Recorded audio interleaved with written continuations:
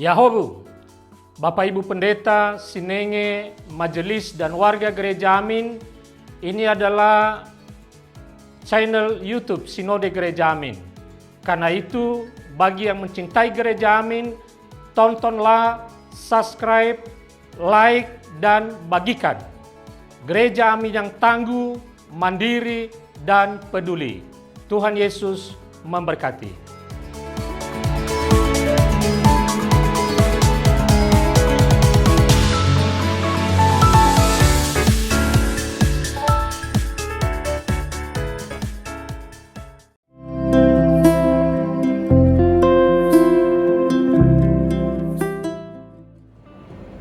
Hai Dins, jumpa kembali dalam acara TFC dan kali ini kita akan bersama-sama menyimak tulisan dari Pendeta Theodorus Willem Noya dalam buku Renungan Teens for Christ dengan judul Third Person berdasarkan Kisah Para Rasul 2 ayat 1-13 bersama dengan saya Anton Ronan Fiesa. Teens, sebelumnya mari kita berdoa. Tuhan, kami sungguh mengucap syukur karena Engkau begitu baik di dalam kehidupan kami. Kami bersyukur Tuhan atas segala sesuatu yang boleh kami lalui dalam hidup ini. Karena sampai sejauh ini kami melangkah, kami meyakini kami tetap berada dalam pemeliharaan dan lindungan cinta kasih Tuhan yang setiap hari kami nikmati dan kami cicipi. Dan pada momen ini Tuhan, kami rindu untuk boleh kembali disegarkan. Kami rindu untuk boleh diisi dan disapa oleh kebenaran firman Tuhan. Maka Tuhan, tuntun kami yang terbatas dan lemah ini agar dapat memahami maksud dari firman-Mu dan terlebih lagi dapat melakukannya dalam kehidupan kami hari lepas hari. Sehingga kehidupan kami itu mencerminkan Engkau. Inilah kami Tuhan, dalam nama Tuhan kami Yesus Kristus kami berdoa dan mengucap syukur pada Bapa di surga. Amin. Ya Teens, yang akan menjadi pusat perenungan kita adalah dari Kisah Para Rasul 2 ayatnya yang keempat. Saya bacakan untuk kita semua. Lalu mereka semua dipenuhi dengan Roh Kudus. Nanti tema kita adalah third person. Apakah yang dimaksud dengan third person ini?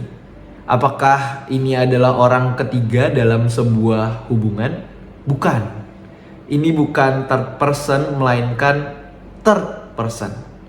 Nah, yang pertama menggunakan huruf awal kecil dan dikenakan pada manusia, itu bisa diterjemahkan sebagai orang ketiga. Kalau yang kedua menggunakan huruf awal besar, merujuk kepada pribadi Allah, diterjemahkan sebagai pribadi ketiga. Ia tidak bisa disebut sebagai orang ketiga karena ia adalah Allah. Allah Trinitas adalah persekutuan kasih yang kekal dari tiga pribadi, Bapa, Anak, dan Roh Kudus.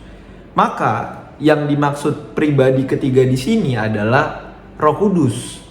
Ia adalah Allah sendiri yang telah ada sejak kekal bersama-sama dengan Sang Bapa dan Sang Anak. Kebanyakan dari kita mengetahui bahwa Roh Kudus itu baru dicurahkan pada hari Pentakosta. Namun Roh Kudus tidak pernah tidak ada. Pada saat penciptaan, Roh Allah sudah melayang-layang di atas permukaan air. Kejadian 1 ayat 2. Hari Pentakosta adalah waktu ketika Roh Allah menyatakan kuasanya atas para murid. Hal ini ditandai dengan bunyi gemuruh angin serta lidah-lidah api yang hinggap di atas para murid. Ayatnya yang kedua dan ketiga. Nah, Roh Kudus menyatakan kuasanya dan memberikan keberanian serta semangat, spirit kepada para murid sehingga mereka ini berani untuk bersaksi. Para murid dimampukan untuk berkata-kata dalam bahasa-bahasa lain yang digunakan oleh orang-orang Yahudi dari berbagai daerah. Puncaknya adalah ketika Petrus berani berkhotbah kepada orang banyak sehingga pada hari itu sebanyak 3.000 orang dibaptis. Saat itulah gereja lahir. Nah, Teens, Roh Kudus adalah pribadi Allah, Roh Allah sendiri. Ia adalah sumber kekuatan yang menolong kita untuk beriman kepada Allah di dalam Yesus Kristus. Ia juga memberikan kekuatan kepada kita untuk bersaksi melalui kata dan perbuatan kita. Ia jugalah yang menghimpun dan memelihara orang percaya dalam persekutuan dengan Allah. Nah, teens, mari kita berdoa.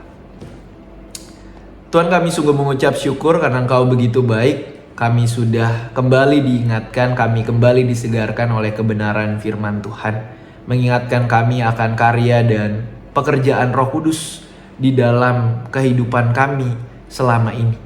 Biarlah kami menjalani kehidupan ini dengan penuh kesadaran, mengimani penuh, dan kemudian mengingat untuk melakukan pekerjaan-pekerjaan baik melalui setiap kata dan perbuatan, melalui apapun yang Tuhan percayakan di dalam kehidupan kami. Sehingga kehidupan kami ini semakin menjadi berkat bagi banyak orang. Inilah kami Tuhan, kami siap untuk diutus menjalani kehidupan kami. Maka mampukan kami untuk terus berjalan dan memelihara iman sampai nanti tiba waktunya. Di dalam nama Tuhan kami Yesus Kristus kami berdoa dan mengucap syukur pada Bapa di sorga. Amin. Ya teens, demikian renungan kita hari ini.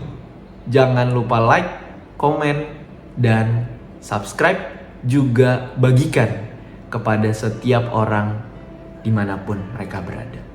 Tuhan memberkati.